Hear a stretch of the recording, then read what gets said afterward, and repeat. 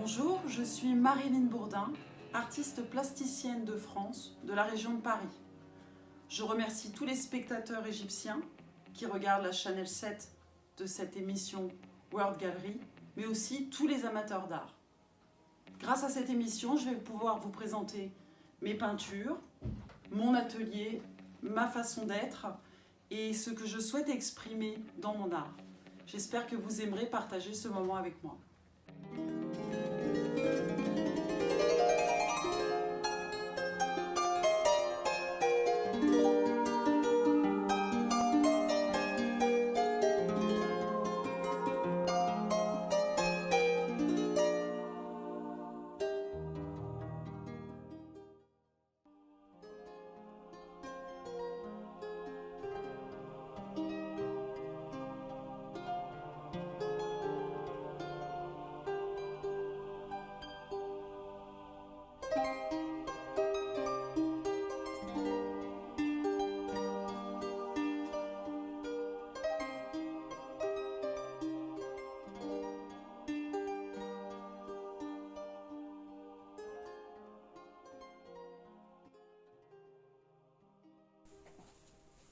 Bonjour et bienvenue à la maison.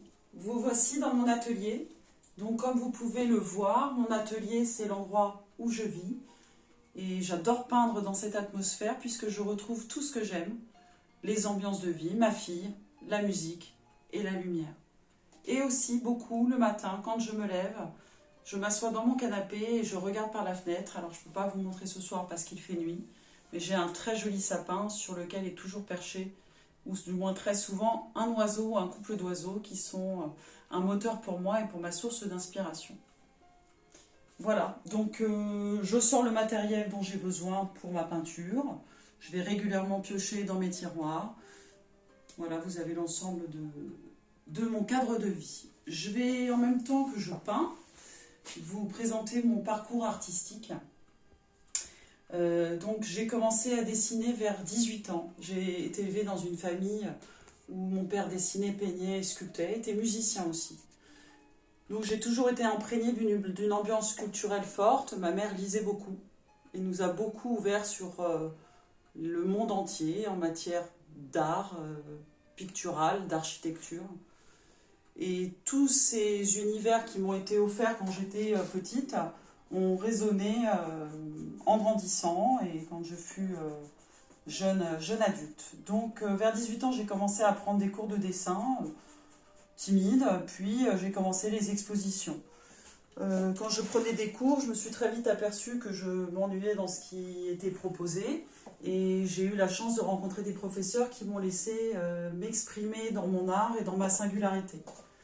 J'ai ensuite travaillé dans une grande entreprise qui s'appelle France Télécom, entreprise pour laquelle je me suis beaucoup ennuyée et ça m'a vraiment invitée à changer radicalement de vie vers l'âge de 27 ans puisque j'ai repris mes études en art plastique à l'université de la Sorbonne à Paris.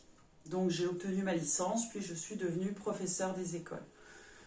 Depuis, je peins, j'expose à Paris, partout où je peux, et plus récemment en Chine. J'en suis d'ailleurs très fière et je remercie Kiluo de m'avoir donné cette opportunité. Puis, je peux présenter aujourd'hui mon travail sur cette chaîne 7 de la chaîne égyptienne, ce qui est aussi un grand honneur pour moi. Je vais peindre un peu, peut-être être un peu silencieuse parce qu'il est difficile pour moi d'expliquer qui je suis, et de rester concentré sur mon objectif qui n'est pas toujours défini. Au passage, tout à l'heure, je montrerai aussi quelques peintures que j'ai exposées dans ma maison pour que vous puissiez avoir un aperçu plus général de mon travail. En ce moment, je suis plus orientée sur un travail autour de la couleur. Donc, j'ai découvert ce pinceau il y a peu, très délicat et qui permet de superposer des très jolies nuances quand on travaille l'acrylique. Ici, il y a une technique un petit peu à la mode en ce moment qui s'appelle le pouring, donc qui consiste à verser de l'acrylique liquide avec des gouttes de silicone pour fabriquer des formes un petit peu aléatoires. Donc je me suis amusée à le faire sur une zone, mais très vite je suis appelée par le symbolique et j'ai cherché l'image et l'idée qui pouvaient correspondre à cette zone. Et émerge ici une figure qui évoque pour moi des êtres qui me sont importants. Voilà, je vais faire une pause.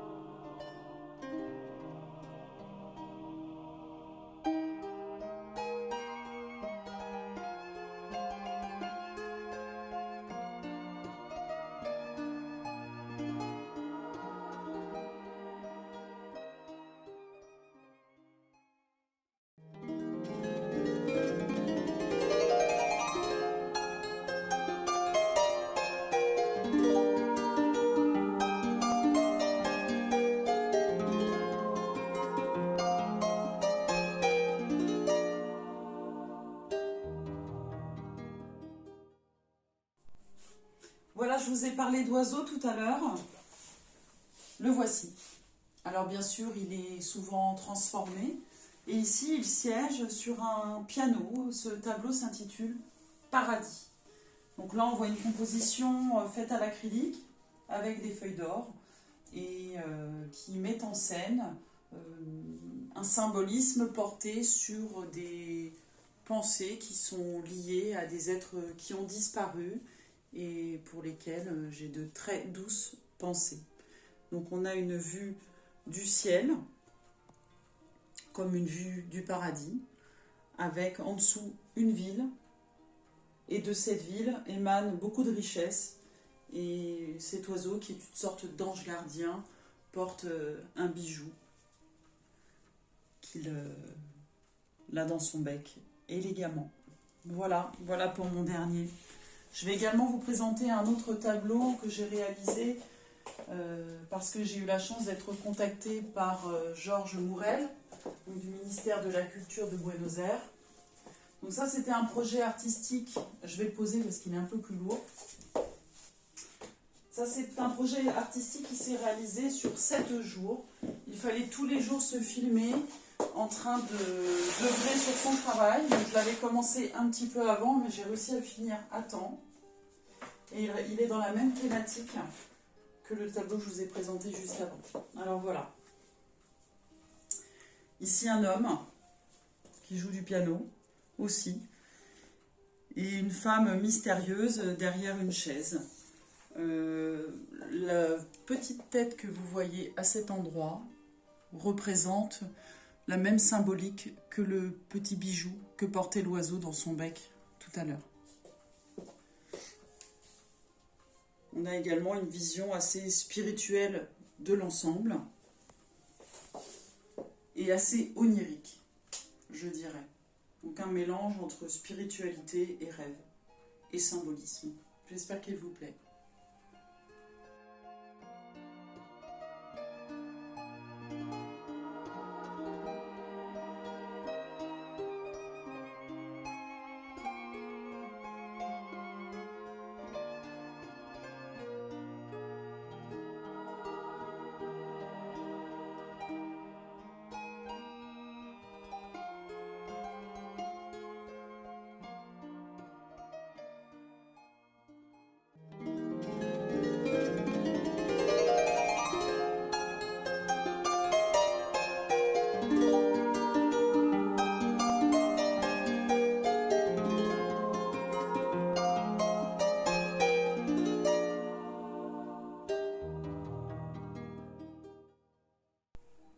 Je vous présente ici un tableau qui s'appelle Tranquillement double et qui est une composition avec des matériaux qui ne sont pas forcément compatibles au départ, mais j'aime beaucoup mélanger des choses qui ne doivent pas être mélangées en théorie. Donc on trouve ici du pastel sec avec des collages, des posca et du collage, découpage. Ici est représentée une scène d'une femme qui est en fait une même personne, avec son passé et son présent, avec une expression empreinte d'une douce nostalgie, puisque j'affectionne assez d'osciller entre le présent et le passé, et de faire vivre les beaux événements que j'ai eu la chance.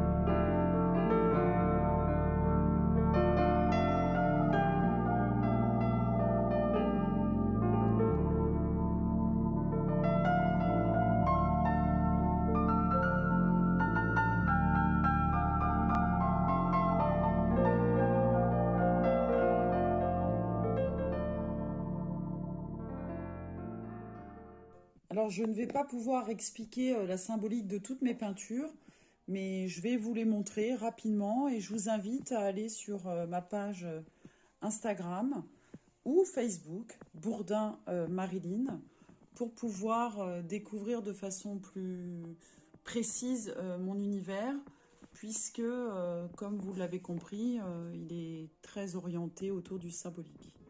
Ici, on a une série que j'appelle les sifflotins. C'est une série qui m'amuse et qui met en scène, excusez-moi pour les reflets, qui met en scène des personnes que j'ai rencontrées au cours de ma vie et que j'aime caricaturer avec, toujours avec bienveillance tout de même et douceur.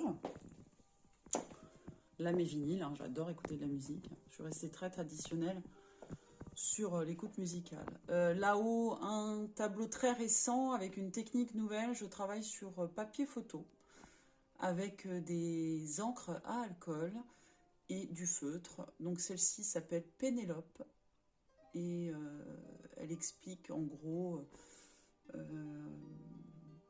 un travail autour de la pensée et des ruminations, des douces ruminations. Ici, un portrait. Réflexion d'une mariée. Ici, un couple qui se repose l'un sur l'autre tout en gardant chacun leur propre intériorité. Ici, un tableau un peu plus ancien, qui d'ailleurs est empreint de la culture, de ce que j'ai cerné et vécu de la culture égyptienne dans sa grande noblesse. Donc je reviendrai sur ce point tout à l'heure. Ici, un grand tableau qui s'appelle Pinocchio, qui est un petit peu plus difficile à comprendre parce qu'il est très symbolique et il est doté de beaucoup de mots. Donc on voit au milieu un homme avec un grand nez, ici. Et sur ce nez, des oreilles femmes. Ici, un autoportrait fait en argile, avec une caricature de moi-même. Alors le relief, pour le voir, il va falloir que je me rapproche un peu. Je bascule de profil. J'espère que vous voyez.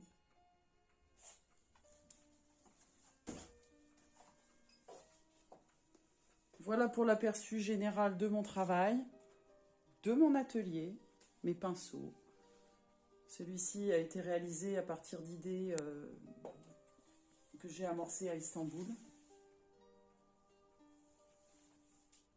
Et celui-ci, très particulier, reflète un moment de ma vie aussi, où se juxtaposaient de nombreuses scènes et idées, assez chargées au niveau émotionnel.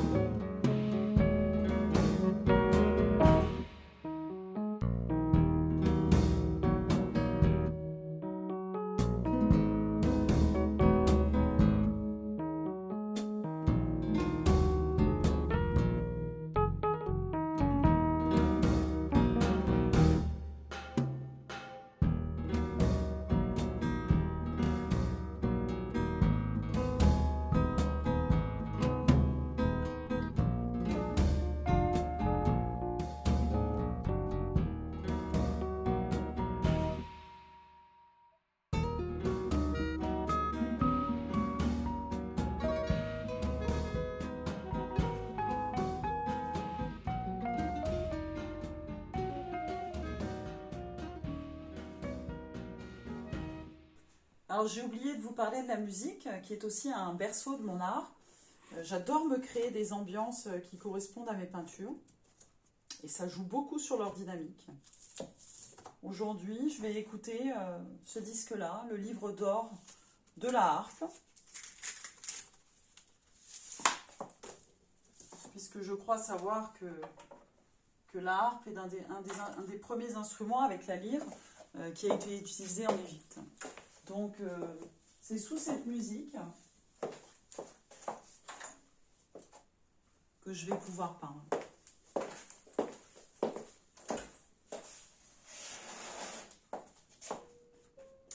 Quand j'étais jeune, à l'école, on nous a présenté en CE2 le premier livre d'histoire. Et je me rappelle avoir été absolument fascinée par les hiéroglyphes et par la civilisation égyptienne, par la culture de la civilisation égyptienne. Il est vrai que c'est quand même un berceau de l'humanité. Et comment ne pas être impressionné par les hiéroglyphes? Et même d'un point de vue artistique, c'est extrêmement intéressant cette capacité et cette mise en place de matériaux pour exprimer des mots, puis exprimer l'art. La psyché humaine est particulièrement riche dans les œuvres faites par le peuple d'Égypte. J'ai eu la chance d'avoir une mère qui était amoureuse de l'Égypte et qui m'emmenait très souvent au Louvre. J'ai certainement développé le sens du détail et de l'art aussi par son influence et surtout par l'influence des œuvres monumentales qui y sont présentées. Quand j'étais petite, l'or me fascinait beaucoup. Et d'ailleurs, récemment, je l'utilise dans mes tableaux.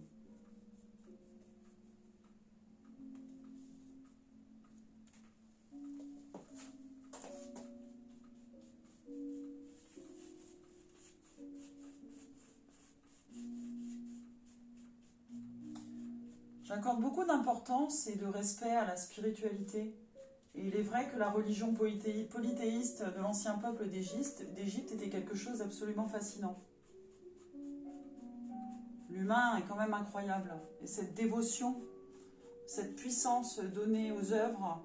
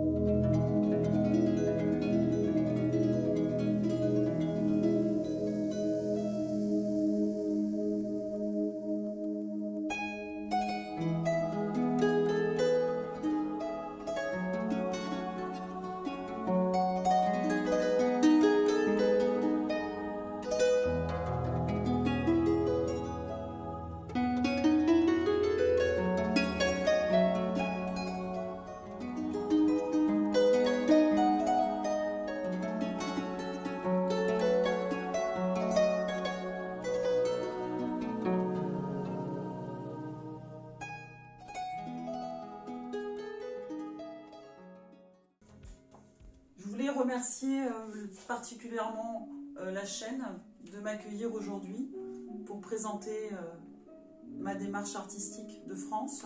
Merci aux spectateurs d'avoir été là pour découvrir mon univers artistique.